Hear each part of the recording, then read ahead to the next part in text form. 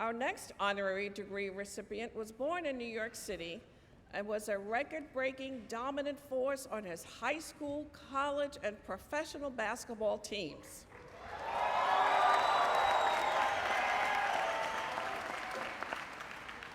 He still holds many of those records to this day. When he retired from the NBA in 1989, Kareem had scored and blocked more shots than anyone who had played professional basketball and was known for his trademark skyhook shot. Kareem is the author of 7 books about the contributions of African Americans in culture and history, and produces films about social injustice and racial intolerance. In 2009, he founded the Skyhook Foundation, which empowers children to achieve success through a combination of sports and educational programming. Today, we honor Kareem Abdul-Jabbar with the Doctor of Humane Letters for his accomplishments in sports and society, and for his inspiration to students, sports fans, and individuals around the world. First, let's take a look at a brief video.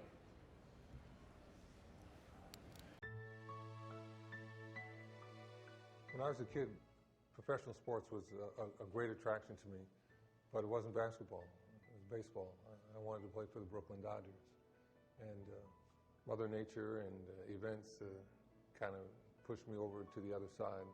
Kareem's record-breaking career began in high school when he led the Power Memorial Academy through a 71-game winning streak and 3 straight championships. As the most recruited high school player of the time, Kareem went on to win 3 NCAA championships with the UCLA Bruins. This 3-time All-American was named the first-ever College Player of the Year in 1969. To this day, he still holds a number of records at UCLA. In the 1969 NBA Draft, Kareem was the #1 overall pick by the Milwaukee Bucks. He was honored as Rookie of the Year, won 3 MVP awards, and led the Bucks to winning the national championship in 1971. After 6 seasons with the Bucks, Kareem was traded to the Los Angeles Lakers in 1975.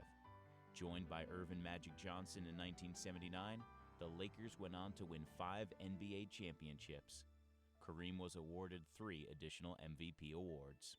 When Kareem retired from the NBA in 1989, the 42-year-old scored more points and played in more All-Star games than any other player.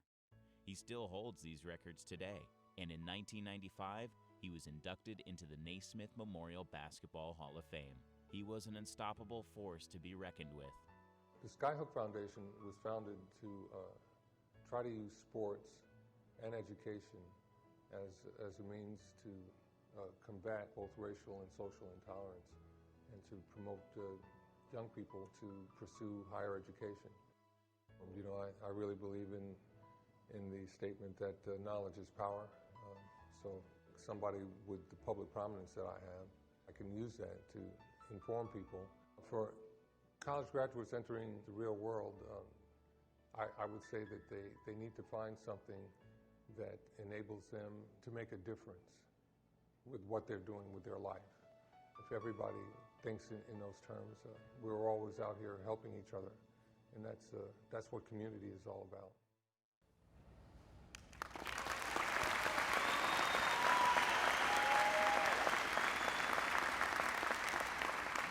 Kareem, please join me at the podium.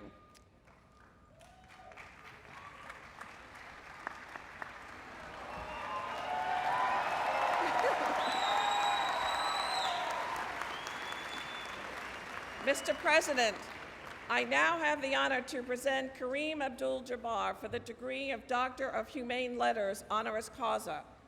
I ask Luke Furland, class of 2011, to assist in the hooding. Mr. President, I request you confer the degree. By the authority vested in me by the Board of Trustees of New York Institute of Technology and the Board of Regents of the State University of New York, I hereby confer upon you the degree of Doctor of Honoris Causa. Congratulations.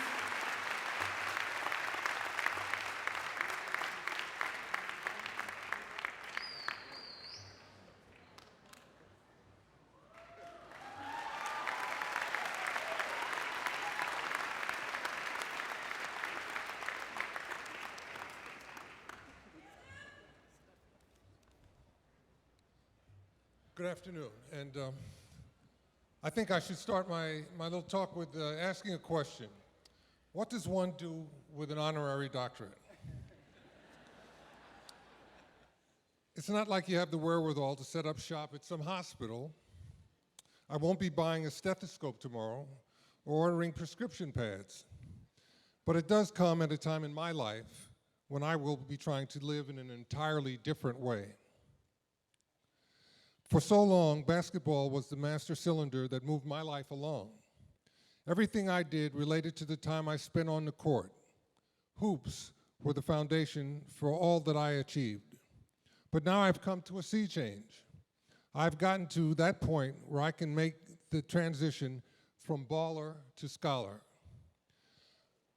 I think this all relates back to a time when I was attending UCLA, and I had a sophomore English class. And I really enjoyed this class. And we had to write essays on a regular basis. And for our midterm, we were given an assignment to write a descriptive essay.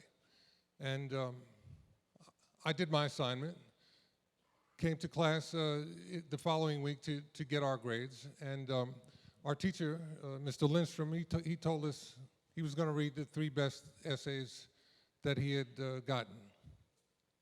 I sat through he read them in reverse order. So I sat through the first and second and thought that they were pretty good. And finally he said he was going to read the best essay that he had gotten. And it ended up that it was mine. And it really surprised me. I said, wow, you know, maybe writing could be something that I could do on a regular basis. Well, of course, basketball loomed very largely in my life. When I got out of UCLA, I had a professional career in front of me. But that foundation that I built at that time really has served me very well, because it's been 22 years since I stopped playing professional basketball. And now I can't rely on hoops. It's something else that's happening in my life, and I've become a writer and now a filmmaker.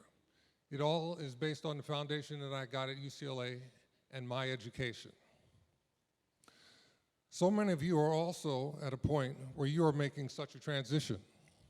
Your lives as students have come to an end, and you're going out into the world to make your own way. It is a moment that is both scary and exciting. Scary because the job market at this point in time is not in the greatest shape for newcomers. And exciting because you will get that chance to test your own wings. Will it be like you imagined? I was so fortunate to have basketball as my first profession. I left college with a clear path in front of me. It made for an easy transition.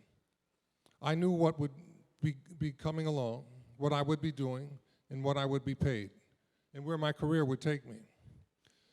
In all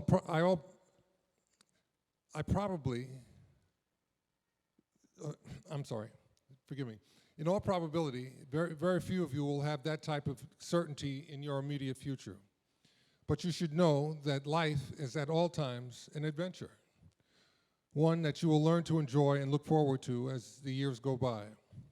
The preparation you have made here by securing a solid education at the New York Institute of Technology will serve you well. It is the foundation for a successful life, and I'm glad to have this opportunity to be the first to wish all of you health, wealth, and happiness as you go forward into the world. Remember that the days that you spent here at NYIT will at some point become the good old days. It seems unlikely now, but you'll all laugh when my words become fact, somewhere down the road. Take this day on and cherish it. It is day one of a great journey for you. And I want to tell all of you congratulations, and I want to thank the New York Institute of Technology for honoring me so wonderfully.